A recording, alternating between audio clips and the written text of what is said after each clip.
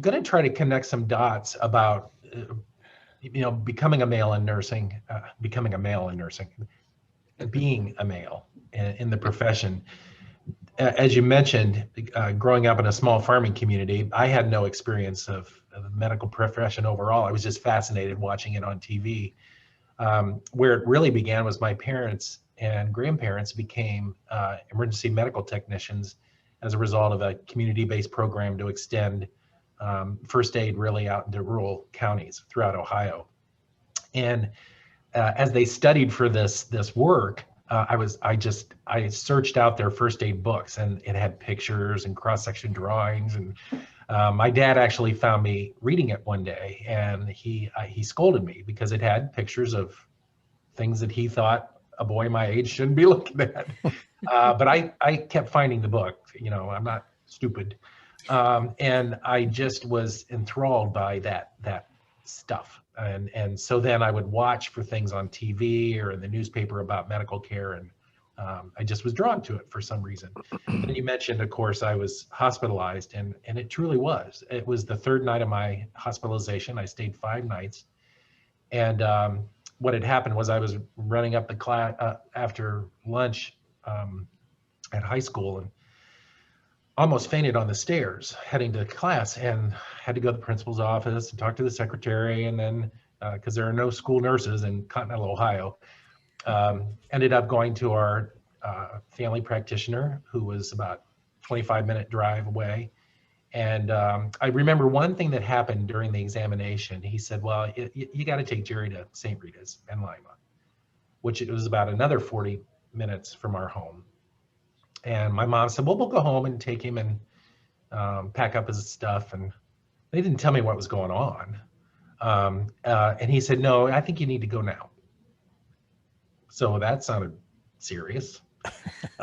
So freshman in high school, heading to St. Rita's. Next thing you know, I'm admitted, and it was a lot of tests.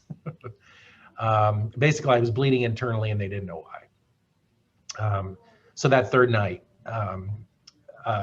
a nurse was making her rounds, and she was doing her assessment, and then she said, how you doing? And I said, I don't know. And she said, well, what do you mean? I said, well, I don't know what's going on. Nobody's telling me anything.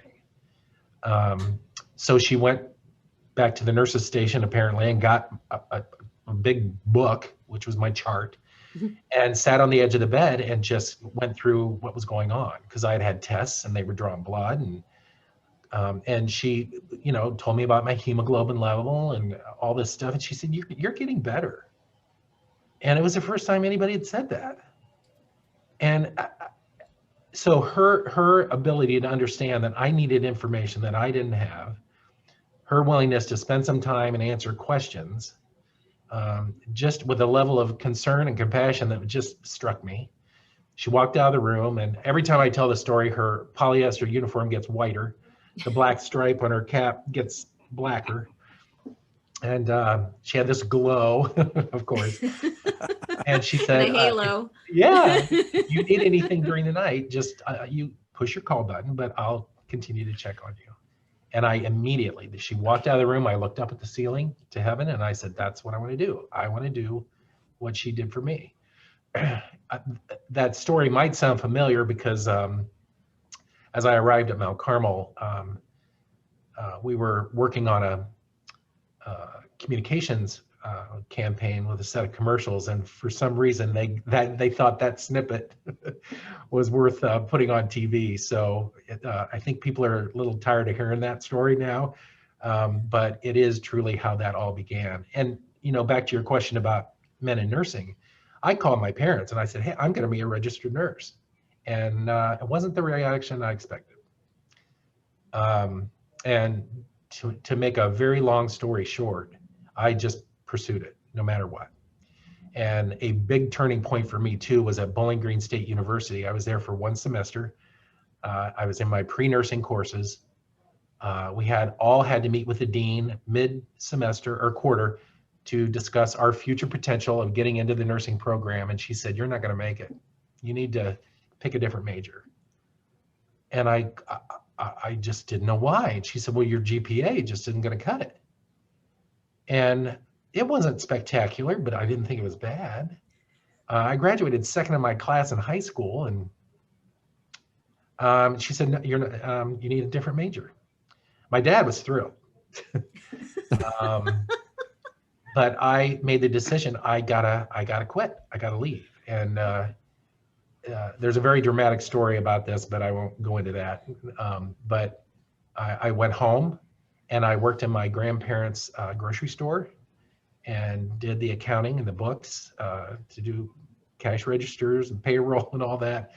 And I began attending classes at Ohio State branch in Lima, Ohio, trying to figure out what am I going to do. And a friend called me about a diploma program up in Toledo, St. Vincent Hospital, that she was going to go to. And she said, you might want to check it out. I didn't know those programs existed because I was going to pursue a college degree. And the one thing my dad did say is, he said, well, this will be good. You can get in there and figure out that this isn't going to be something you're going to enjoy because you're right away into a clinical setting. And I was hooked. I was absolutely hooked. There were 6 guys in our class, which completely freaked out the school. They'd never had that many guys in a class before. And the guy who ended up being my best man in our wedding, he had been a journeyman millwright at General Motors, threw down his wrench one day and said, I want to be a nurse. Wow. And so he and I used to talk a lot about stigma and what's right and wrong for men and women to do. We supported each other during the program because there were things that some of the faculty felt we should not be doing, whereas others were like, if you're going to be a nurse, you got to do this. It was just a very interesting time. And when I started, I think, Randy, you had it in your blog you most recently posted about men in nursing about that time. It was around 2.3, 2.7%. Right. And as of December, I just looked, as of December 2017, it's now 9.1. So it's not a lot, but it's been steadily growing over time. And what's really interesting is that while we give Florence Nightingale the crown for establishing the profession of nursing, nursing care was actually provided by men much earlier. And I want to give you guys some statistics. I think it's interesting because I once had to give a lecture on, men in nursing. What is it about that group of people? And so here's some interesting facts. The first nursing school that they can find was in India in 250 BC. And in the Sharaka, I'm not even sure how it's pronounced. This is what they describe of what these men should be. I'm going to read it off. Of good behavior, distinguished for purity, possessed of cleverness and skill, in bed with kindness, skilled in every service a patient may require, competent to cook food, skilled in bathing and washing the patient, rubbing and massaging the limbs, lifting and assisting him to walk about, well skilled in making and cleaning of beds, readying the patient, and skillful in waiting upon one that is ailing, and never unwilling to do anything that may be ordered.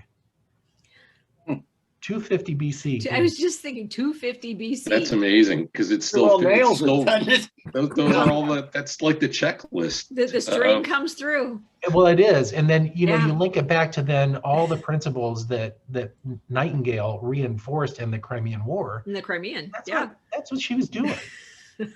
So, guys, here's a couple other things. In my office here, I have a reproduction of it's a bowl that depicts Achilles bandaging the wounds of Patroclus, and it's housed in the Museum of Greek and Roman Antiquities in Berlin.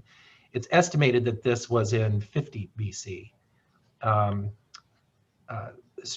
Rhonda, a connection for you and I, the gentleman that you and I used to treat as a patient at the Grant Wound Care Center, framed that picture for me. No kidding, because as you're describing it, I can see it in my mind right now. Yeah, we found out he framed things, and he wanted to say thank you for the work that we had done.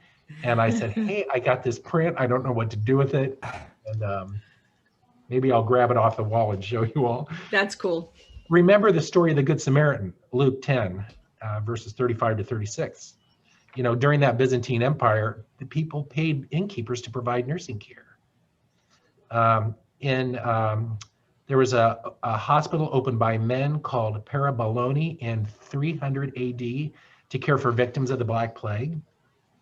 In 1065, Knights Hospitallers established a hospital for Holy Land pilgrims, which eventually became the American branch of the Alexian Brothers in Elk Grove, Illinois. And so they started schools for men in nursing, Chicago, St. Louis, Pennsylvania, and Bellevue. Two patron saints from the 1300s, St. John of God and St. Camillus de Laelis, started as soldiers, then turned to nursing. St. Camillus is actually the one that started the sign of the Red Cross, still used today. 70 years before the Pilgrims landed on Plymouth Rock, Friar Juan de Domina was shipwrecked off the Texas coast and was the first identified nurse in what was eventually to become the United States. And one more, and I'll stop. 1783, James Derman, a Black slave, worked as a nurse in New Orleans and saved money to purchase his freedom. He later studied medicine and became a respected physician in Philadelphia. Wow. So all of this prior to Florence.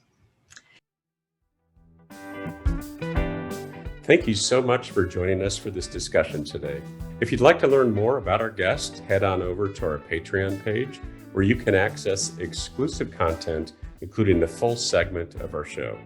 Never want to miss an Inside the Doctor's Lounge clip? Be sure to click the subscribe button to our MD Coaches YouTube channel. As always, we appreciate suggestions for future show topics. Let us know what you're thinking in the comments below.